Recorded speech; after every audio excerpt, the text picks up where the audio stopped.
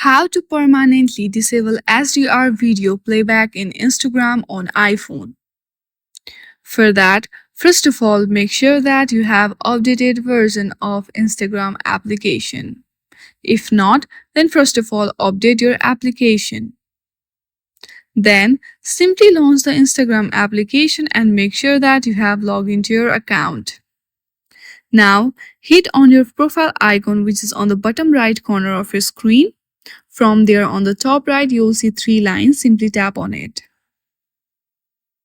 Now, scroll down there, you'll see accessibility option under your app and media. Simply go through it.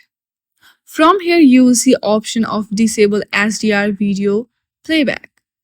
Make sure that it is toggled on. Once you do that, you are good to go.